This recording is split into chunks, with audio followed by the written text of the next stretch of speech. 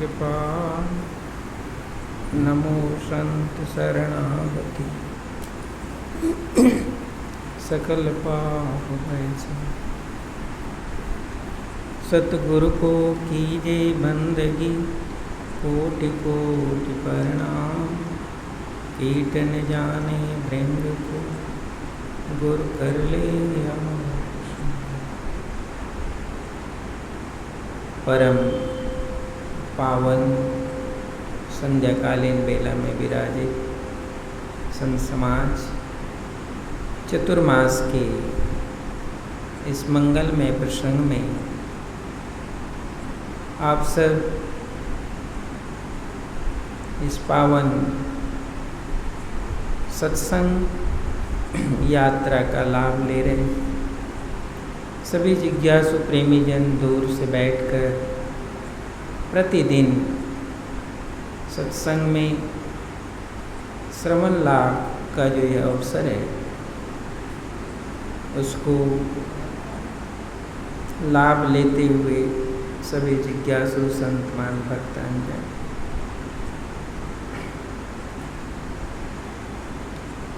सदगुरु कबीर साहब के वचन उपदेश आप सुनते हैं संतों के द्वारा। आज आपने सुना संत कमलेश दास जी से, सत्य नाम को सुमर के तरि गए पतित अनेक, तहि कारण ने छाड़िए सत्य नाम। बराबर संध्या वंदन में हम सब इस साखी को स्मरण करते हैं, उच्चारण करते हैं। सद्गुरु के वचन अनुभव के वचन हैं और जो अनुभव के वचन होते हैं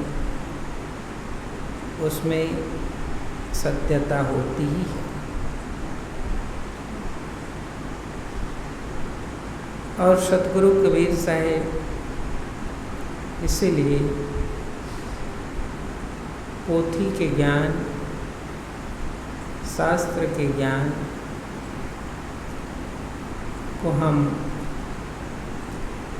बहुत काल बाद भी श्रवण करते हैं।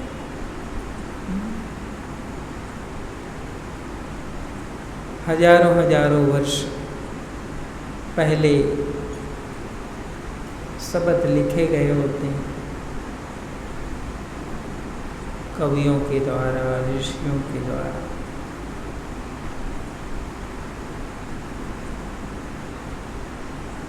और वो जितना अनुभवी होते हैं उतना अनुभव वो उसमें लिखते हैं। लेकिन बहुत काल आते आते फिर उन सब पर टिप्पणियाँ होने लगती। रिसर्च करते हैं ना, रिसर्च करते हैं। जब रिसर्च करते हैं तो रिसर्च करने वाले लोग बहुत से उन वचनों को देखते हैं, सिद्ध करने की कोशिश करते हैं कि इसमें सच्चाई कितनी है, सत्यता कितनी है। ये देखते हैं, अनुभव करते हैं, फिर वो अपना मत प्रकट कर देते हैं। लेकिन सतगुरु कबीर साहब पोथी से, शास्त्र से बहुत आग्रह नहीं रखते थे। उनका सीधा संवाद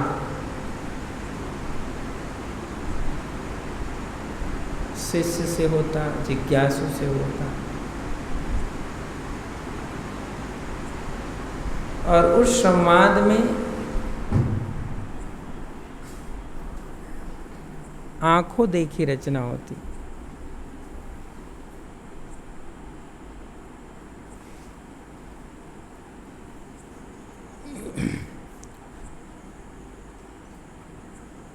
आंखों देखी रचना, आंखों देखी संवाद होता था, और आंखों देखी संवाद के साथ साथ अनुभव का संवाद होता था। तो सद्गुरु कबीर साहब के जितने वचन उपदेश हैं वो अनुभव और आंखों देखी संवाद है। इसलिए सद्गुरु के जो वचन थे उसमें उतनी सत्यता है, उतनी ताकत है। और एक बात और, जो अनुभवी हैं उनकी वाणी में जो शक्ति है, जो सत्यता है, उसको दूसरे से प्रमाणित करने की जरूरत नहीं पड़ती, वो स्वयं प्रमाण हो जाता है। तो सद्गुरु कबीर साहब इसीलिए स्वयं प्रमाण से वचन कहते थे। और जो कुछ भी इस जगत में साहब ने दिया वो अपने अनुभव से दिया। उनके अनुभव के जो वचन थे वो किसको अच्छा लगा, किसको अच्छा नहीं लगा, इसका कभी परवाह नहीं किया साहब। वो अपने अनुभव के वचन ही समाज में कहे, लोगों को सुनाए। तो उनका वो वचन याद है ना, तू कहता कागज की लेखी, मैं कहता आँखन की देखी, अब तेरा मेरा मनवा कैसे, तेरा और मेरा मन एक नहीं हो पाता है, क्योंकि तुम उस कागज की लिखी बात को प्रमाणित मानते हो और मैं तो आँख की देखी बात करता हूँ। मेरे अनुभव की दृष्टि है, मैं अभी देख रहा हूँ। ये सद्गुरु का वचन है। इसलिए साहब कहते हैं ये तो सत्य है। सत्य नाम का मतलब ही होता है जो शाश्वत सत्य है उसकी उपासना करना। उपासना का मतलब जानते हो? जिसके समीप तुम रहो, उपासना का ये मतलब होता है। तो साहब कहते हैं कि सत्य के हमेशा समीप रहो।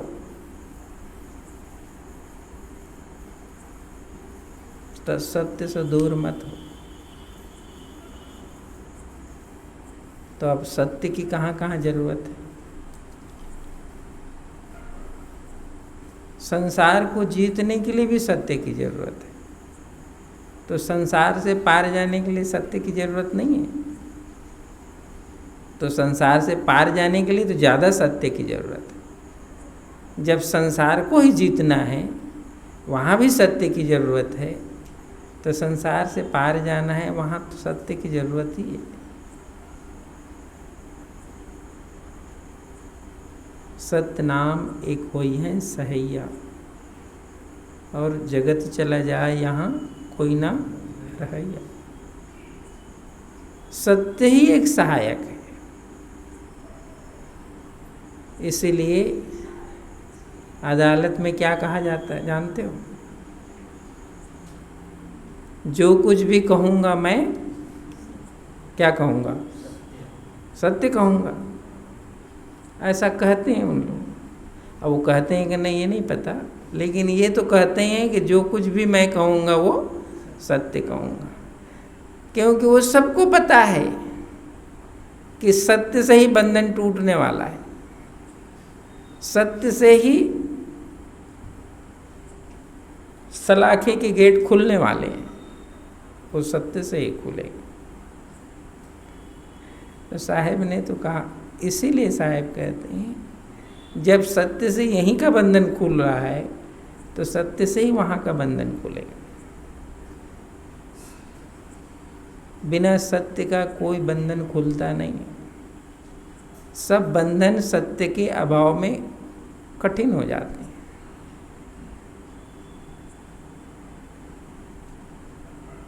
चोर लोग भी जब चोरी करते हैं ना, तो चोरी को, माल को भी आपस में कहते हैं इसको सत्यता से बांटो, नहीं झगड़ा हो जाएगा। और हो ही जाता है झगड़ा। माल चोरी का ही है, लेकिन उसको सत्यता से नहीं बांटो तो झगड़ा हो जाता है। सत्य साक्षी का मूल है और सत्य ही साक्षी है। तो साहब कहते हैं मैं सत्य का उपदेश इसलिए दिया, सत्य का उपदेश देने का एक विशेष रहस्य है जो साहब का उपदेश है। उसका साहब सर्वप्रथम साहब ये कहते थे कि ये संसार ही सत्य नहीं है। जिसको तुम सत्य मान बैठे हो ये सत्य नहीं है। पहला उपदेश तो साहब का ये। तो जब सद्गुरु ये उपदेश कहते हैं कि ये सत्य जो दिखाई पड़ता है और सत्य को जो मान बैठे हो वो सत्य नहीं है, क्योंकि सत्य किसी विशेष उद्गम से है, विशेष अवस्था से है। इसलिए साहब ने सत्य को उस मुकाम से जोड़ा। क्यों उस मुकाम से जोड़ा? क्योंकि साहब कहते हैं इस सृष्टि का जो उद्गम है, इस सृष्टि का उद्भव है, उस उद्भव से ही सत्य जुड़ा हुआ है। और इसीलिए सद्गुरु का एक ही कहना है, सत्य का आश्रय प्राप्त करो, सत्य की उपासना करो, सत्य के समीप रहो, और जो सत्य नहीं है उसको भी जानो। ऐसा सद्गुरु कहते हैं। दूसरा, ये साखी में कहा गया, सतनाम को सुमर के तरी गए पतित अनेक, तही कारण नहीं छाड़ ये सत्य नाम की ठेक। तो सद्गुरु ने जब ये उपदेश दिया, मान लो शिष्य सामने बैठा है तो सद्गुरु इसको उपदेश करते हैं, सत्य का पालन करना, सत्य का सुमरन करना, सत्य का आचरण करना। इतना वचन साहब ने कह दिया शिष्य।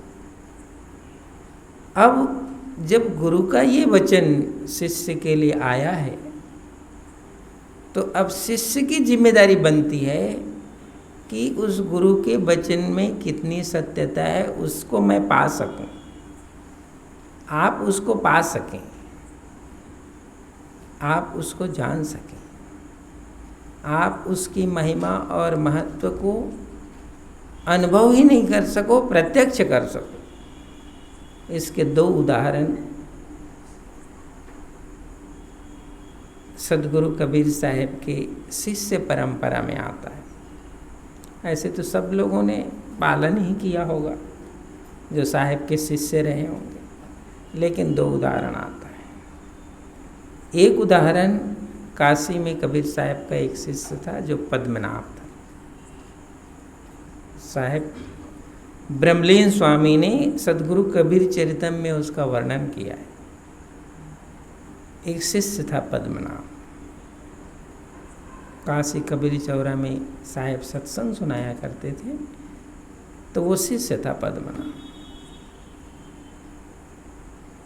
तो सतगुरु से उपदेश पाया और अपने साहेब के ज्ञान उपदेश से अपने जीवन को धन्य माना। एक दिन गंगा नदी के किनारे पद्मनाभ सुबह सुबह स्नान करके किनारे पर विराजित थे। उसी समय एक बहुत दुखी व्यक्ति आया और वो था बनिया। वो दुखी इसलिए था कि उसके शरीर में कुष्ठ रोग, चर्म रोग था। तो उसको ऐसा लगता था कि अब मेरा चर्म रोग ठीक होगा, नहीं ठीक होगा। तो वो व्याकुल हो गया और व्याकुल होकर के सोचा कि अब जीने से अच्छा तो इस गंगा में आज मर जाना ही ठीक है। तो वो उसी समय वहाँ पहुँचा, वो बनिया। वहाँ पद्मनाभ जी बैठे थे। पद्मनाभ जी ने उसको देखा तो वो बहुत दुखी था। तो पद्मनाभ जी को कुछ लगा कि ये व्यक्ति बहुत दुखी है। उसके हाव भाव से पद्मनाभ जी जान गए। तो उसने उससे पूछा कि क्यों भाई, तुम बहुत दुखी लग रहे हो, क्यों?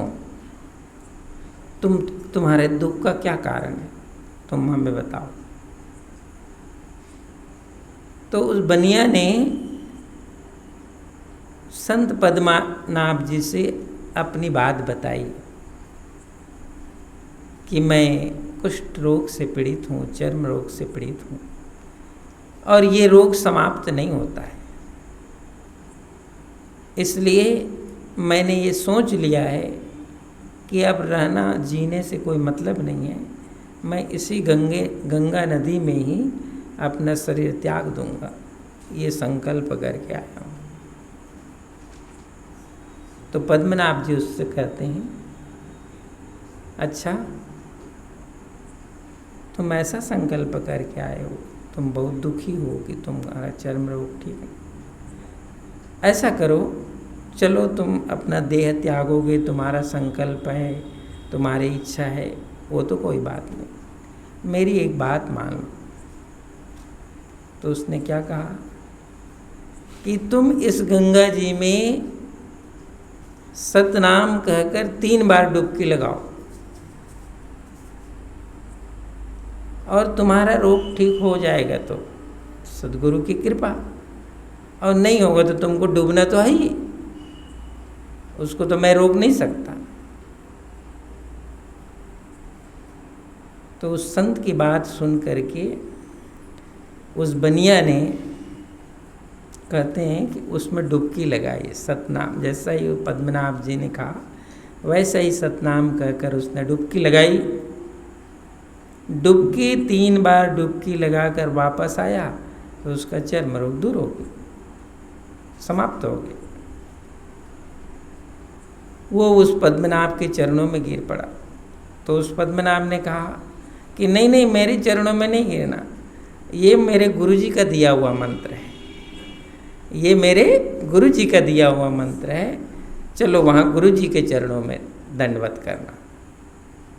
तो वो ले करके पद्मनाभ जी उस बनिए को साहेब के पास लाए कबीर चौरा में, और ला करके पद्मनाभ जी ने साहेब के पास उसको लाया, दंडवत प्रणाम किया, बंदगी किया। और फिर पद्मनाभ जी ने बताया कि गुरुदेव आपकी कृपा से आज ये गंगा नदी में प्राण देने के लिए गया था, लेकिन आपकी कृपा आशीर्वाद से ये ठीक हो गया, क्योंकि आपने जो मुझे मंत्र दिया था सतनाम, मैंने कहा इसको कि 3 बार सतनाम कहकर डुबकी लगा तेरा शरीर ठीक हो जाएगा तो साहेब का आशीर्वाद, नहीं होगा तुम तो गंगा में जाने वाले हो। तो मेरी बात मानकर इन्होंने 3 बार गंगा में डुबकी लगाई सतनाम खाकर, और ये ठीक हो गया गुरुदेव आपकी कृपा से। तो साहेब उसको एक बात बताए कि पद्मनाभ तुमने अच्छा किया, इसका दुख दूर कर दिया, अच्छा ही किया।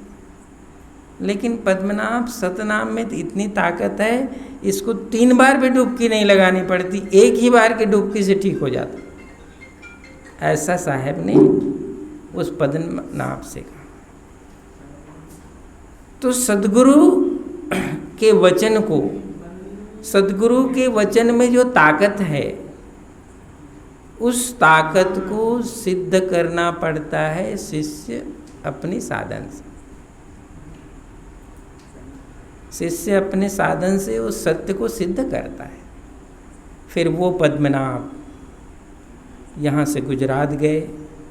गुजरात में अनेक शिष्य परंपरा उनकी इस कबीर साहब के, आज रवि साहेब, भाण साहेब, जिनके बहुत से परंपराएं हैं, उन सब के मूल में उस पद्मनाभ की सतनाम की ताकत है। भले आज उन लोग साहेब के उस नाम और ताकत को याद नहीं करते, भूल गए, लेकिन वो पद्मनाभ ने जो सद्गुरु को शब्द दिया, सद्गुरु ने जो शब्द दिया उसी की ताकत। और दूसरा उदाहरण है सतनाम की ताकत का, जिसने सद्गुरु से वचन पाया सतनाम का और उसको सिद्ध किया, वो था सुपज भगत। वो था सुपज भगत।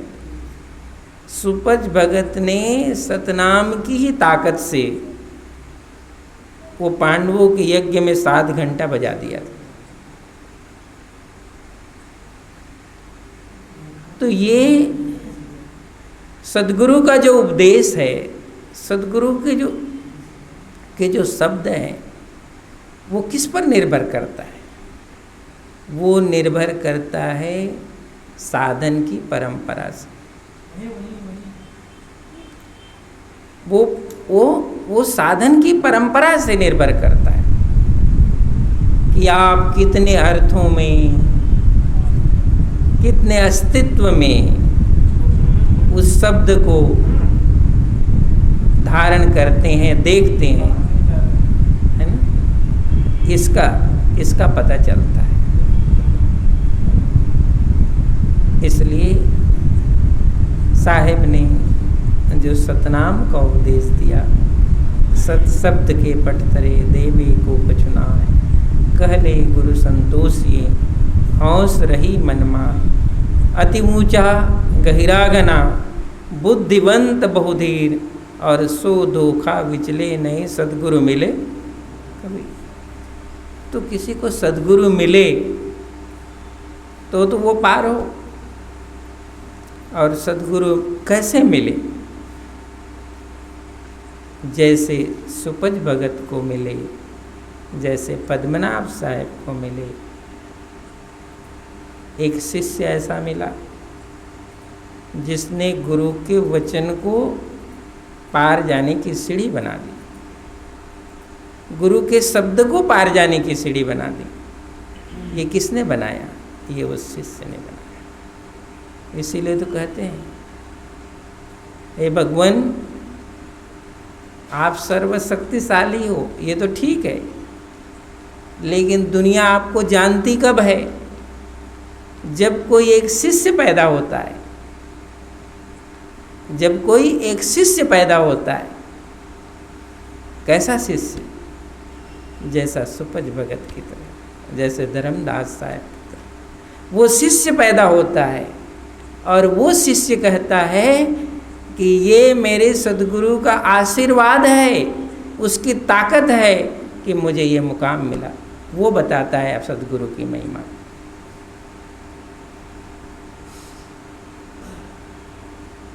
भगवान आपको कौन जानता था?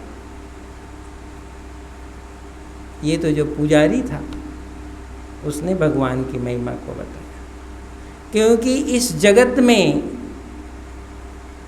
सद्गुरु तो सर्वशक्तिमान है, ये हम जानते हैं, ये सब जानते हो, लेकिन उस सर्वशक्तिमान को इस जगत में किसी ने स्थापित किया तो जगत का कोई शिष्य स्थापित करता है।